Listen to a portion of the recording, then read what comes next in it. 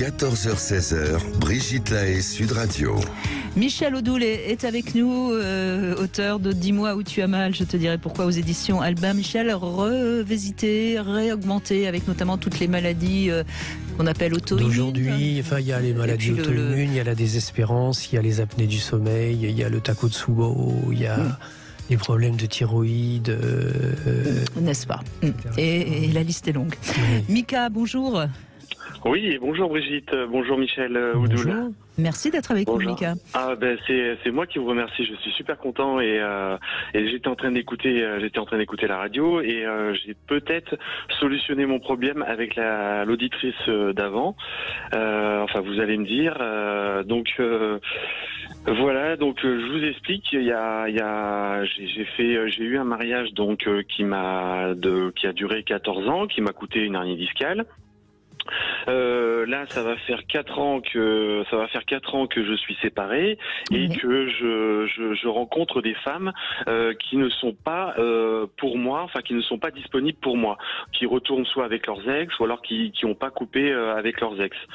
Et donc là, je suis avec une personne depuis un mois avec qui ça se passe super bien. Il y a aucun mais, il y a pas de mais, il y a tout coïncide, tout coordonne. Elle est disponible, elle est libre. Elle est libre, mais il y a quand même un petit mais, c'est qu'il y a un ex-mari qui est assez présent. Enfin, ils ont un enfant en commun, donc c'est normal.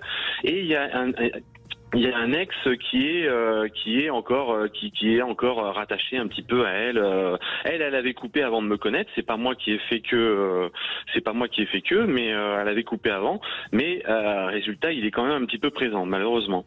Et là, moi, je suis bloqué, comme l'auditrice d'avant, au niveau de C6 et de C7, avec des douleurs dans le bras, au niveau du coude et de la main. Voilà. Et puis j'ai mon corps, moi aussi, qui me parle beaucoup. Et alors, j'ai conscience de tout ça. J'ai conscience de tout ça, mais j'arrive pas à me débloquer ça. La peur de l'abandon, la peur d'être... Il peut y avoir ça, mais j'aurais juste envie de vous poser une question. Je vous entends beaucoup parler des ex des autres. Oui. Moi, c'est moi qui ai pris la décision par rapport à mon ex. Il y a 4 ans. Il y a 4 ans, oui, mais encore. Eh bien après non, moi il n'y a pas eu de coup de cœur vraiment. Ça a été des histoires de 15 jours, de 1 mois. Non mais on parle de votre ex. Est-ce que elle est encore dans vos rêves de temps en temps? Non. Comment qu'est-ce que vous en diriez? Moi j'en dirais que on est reliés par une petite fille que l'on a eu ensemble, mais voilà, moi ça serait que de moi, je ne la verrai plus, mais voilà, c'est ah non.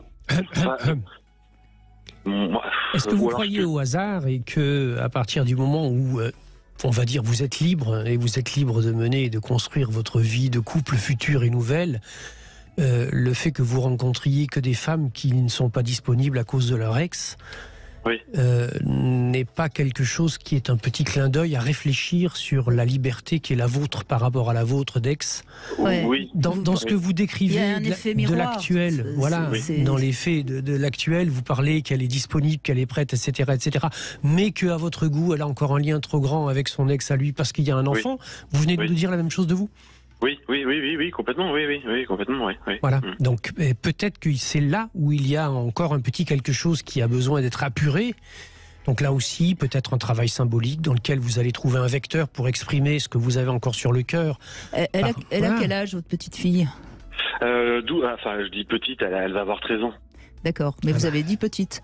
Donc, oui, j'ai dit petite. Vous voyez, donc peut-être que c'est tout simplement une culpabilité d'avoir rompu le lien avec votre ex et que c'est ça qu'il faudrait travailler. Vous voyez. Oui, ça j'en suis conscient. Peut-être, mais c'est ça qui. Il faut lever cet interdit. Et c'est ça qui fait qu'il y a peut-être encore un lien inconscient avec votre ex.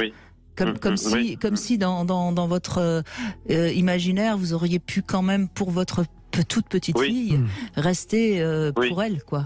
Oui, bien sûr, oui, c'est ça. Moi, j'ai réfléchi pendant 2 ans avant d'arrêter la relation. Parce que c'est 6, c'est 7, vous avez dit. Oui, c'est 6, c'est 7. C'est 6, c'est Saturne, et c'est 7, c'est le Soleil. Donc c'est les deux images. Les deux images du père. Saturne, c'est le père qui dévore. Le soleil, c'est le père qui est fiable et qui se lève tous les matins pour éclairer le monde. Oui.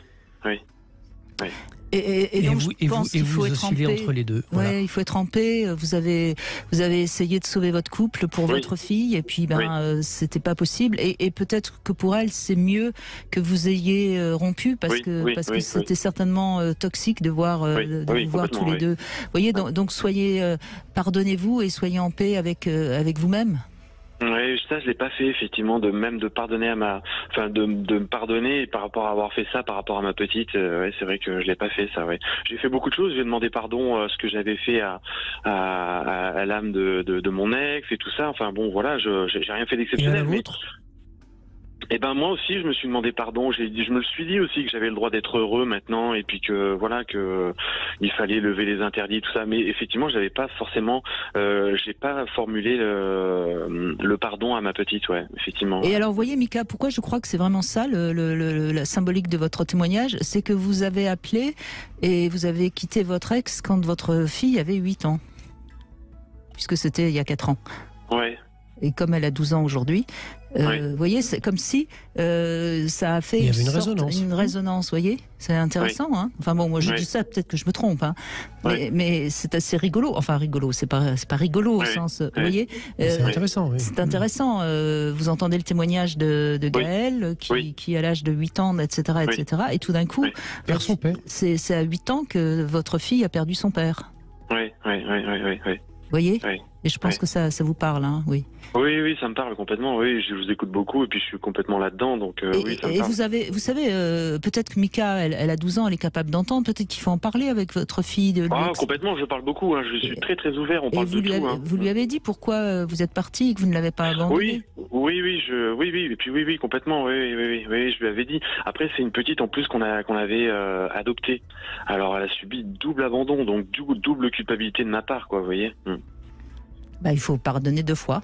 Mais vous venez de le nommer, vous le dites bien, double culpabilité de votre part. C'est là-dessus qu'il faut relâcher vos cervicales. Et pour relâcher vos cervicales... oui, parce que je le sens bien, que c'est symptomatique. Hein, il y a des moments dans la journée où je suis bien, même quand je suis avec ma nouvelle compagne, c'est top. Je le sens bien, même hier, j'ai pu aller courir. Ce matin, je me réveille, j'ai mal dans le bras, machin et tout. Enfin, je sens que c'est de la symptomatique. C'est hallucinant, quoi. C'est du grand n'importe quoi. Je le sais que je. Non, c'est pas du grand n'importe quoi. C'est l'expression d'une souffrance qui est à l'intérieur et qui frappe à la porte et qui aurait besoin de pouvoir s'exprimer réellement. Soyez gentil, un peu plus gentil avec vous-même, Mika. Bah ouais, je le sais. C'est pas du n'importe quoi. Ouais, je sais tout ça, je sais, ouais. Oui, ça me donne envie de pleurer parce que c'est. Alors allez-y, c'est bien.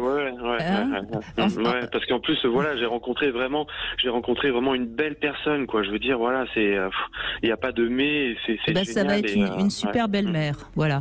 Ah oui, complètement. Déjà, ça l'est. Tout va bien. Oui, tout va bien. Sauf cette merde à la con qui me saoule dans la journée, mais c'est tout, quoi. Ouais, effectivement, tout va bien. C'est vrai, tout va bien. Je me plains la bouche ouverte, quoi. C'est fou, quoi. Bon, non, mais c'est normal, c'est tout à fait normal. Allez, éventuellement vous faire aider, allez voir un ostéo ou éventuellement même éviter les manipulations cervicales, mais allez voir un énergéticien ou un praticien shiatsu. Quelqu'un qui va vous permettre de relâcher ce qui est en dessous de la tension musculaire qui comprime au niveau cervical.